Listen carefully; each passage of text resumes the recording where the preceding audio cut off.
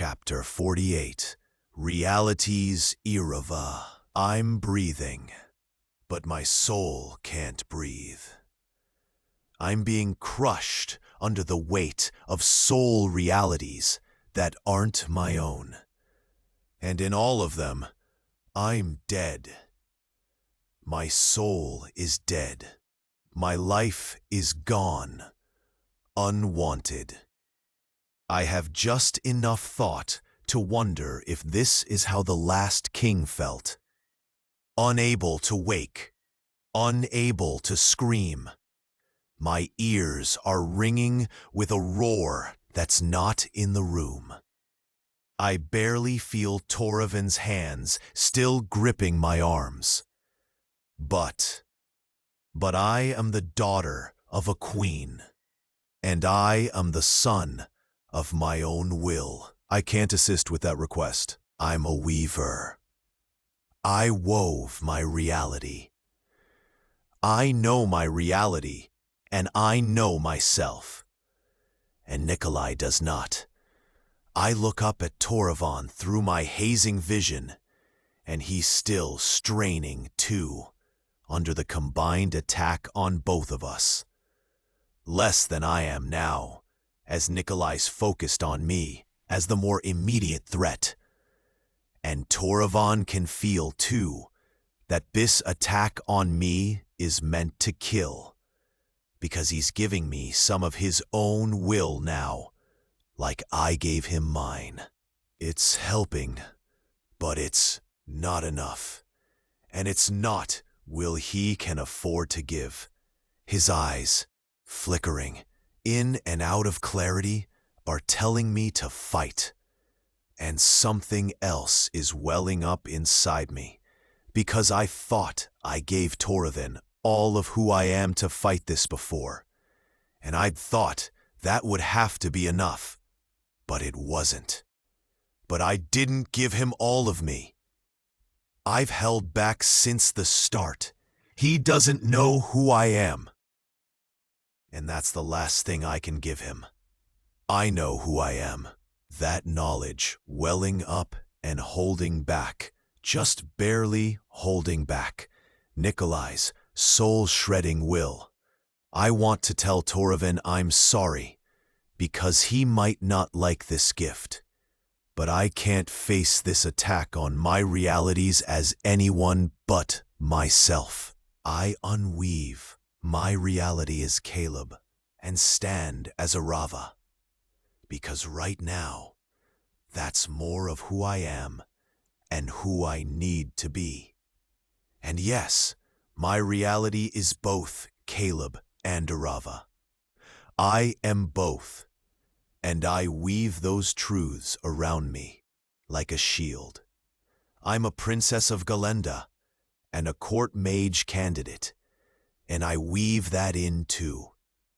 I'm a powerful weaver, and though Nikolai might know a type of weaving I don't, he doesn't know what realities shape my soul.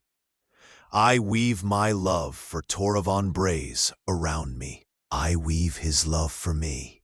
I weave my absolute need to live, and his need to live. And all of it, every layer, pushes back Nikolai's threads a little more. And it's working. His weaving is fraying. The possibilities from Nikolai's will, all of them that I'm dead, are not finding purchase against the shield of my truths. I am very, very much alive. But even as I think this, fear rises in me again. Because to give Toravan everything, to give him all of who I am, might mean I lose him. Maybe his.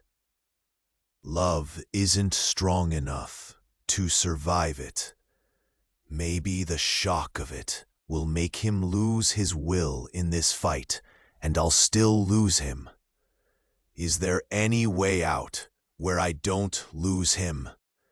Nikolai, not finding a way through my woven shield, gives up and renews his attack on Toravan. Toravan shudders, leaning heavily on me as he fights. his forehead beaded with sweat. Our eyes lock. His eyes heat for just a moment with rage, then cool back into fear. But the possibility that he won't love me can't exist. It can't. I pour all my will back into his to help him fight. But still, I don't pour that last bit of who I am. I don't have the concentration for it, but I look for the guards anyway. Have they reached Nikolai? Will that be a help or a disaster? But no, all of them are on the floor, writhing, tangled in Nikolai's threads. He gave up on trying to control the guards too. And now he's just trying to kill them, isn't he? I can't help them now. I spare the barest moment of prayer to all the gods that the guards can fight this too. I spare one moment, just one, for a sob. I have to end this. I have to end it now. I have to change the reality in this room, and change it in such a way that it can't change back again. And if Nikolai is playing on the level of hearts, on the level of souls, that's where I need to play too. Not just with my weaving, but with my own reality, with who I am. I take a breath and weave my will out into my words. Make them glow with my reality. Make them impossible not to be heard. I am Irava Anoran Varandre, third daughter of the Queen of Galenda. I am betrothed to the King of Barella, whom I love. I am your future queen, and I give the king all of my support, and all of Galenda's support in this endeavor. All of it. I dare to look at Toravan. Still locked in his battle, did he even hear me? But his eyes are wide, his mouth a grimace. His grip on my shoulders, now that I'm Irava again, is painful. But with the barrier between our separate wills, as hazy as it still is, he must somehow feel his grip is hurting me, because his grip eases, gentles, holds me completely.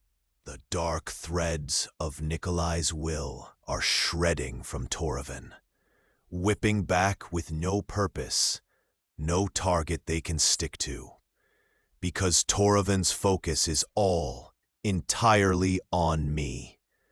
Me, flushed and in Caleb's clothes, facing him as no one but myself, no secrets left, facing the man I love, and seeing nothing but love in his eyes. Irava, Toravan says softly, with wonder, with dawning joy. That is your name? His voice rises into incredulity. And I have one moment, one gut-wrenching moment to stop, to consider what I'm doing, what I'm still pushing out with my will, keeping my reality ringing and clear. Have I just done what Nikolai tried to do? Have I overridden Toravan's will with my own? Can he only see me with the same eyes I have for myself? His look sharpens, though past that first blush of wonder, then hardens, not with Nikolai's rage, but his own anger. And that is, for once, a relief. I don't think that anger's aimed at me. Not mostly, at least. We will talk about this later, he growls. Can you stop him? I look back to Nikolai in the crowd. I disrupted his most immediate control of Toravan and myself, but he still has threads out, trying to manipulate most of the nobility around him. Master Aldrich is rigid and unmoving, locked again in his own fight.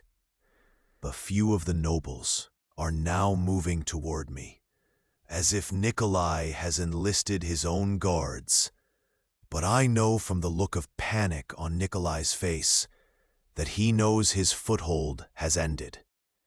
Too many people know what he's doing, and he can't control us all. He can't control me or Toravan. He couldn't write me out of his reality. And the people left in this room, having just felt my own ringing truth, aren't making it easy for him to try to rewrite theirs. Nikolai's threads are feeble now, the nobles turning around them to try to sort out exactly what's going on. The panic in the air is thick, and that's not good. Master Aldrich shudders, then jerks into a run in the aisle between seats. He's sprinting straight for where I'm standing with Toravan. I stumble back, pulling Toravan with me, and he finally lets go of me. Did Nikolai throw everything into controlling Master Aldrich for this one last attack? But I see no dark threads around Master Aldrich. He's broken their hold. "Caleb!" he shouts as he runs. "Bind him!" With Nikolai's weaving already unraveling, I take the chance.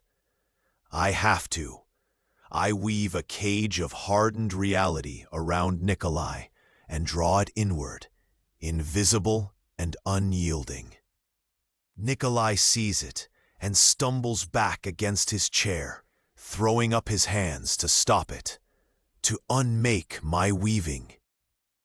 His dark weavings unravel further, and I twitch, just barely keeping myself from trying to gather them up and stop the unraveling. But Nikolai sees the unraveling too, and pulls his dark threads back into some form of alignment. He doesn't want to die in his own explosion either. I swallow hard. So I've been right. These threads of soul energy would still explode if they were dropped. I shudder at the thought of if I'd tried this when he was fully extended and might not have been able to control it.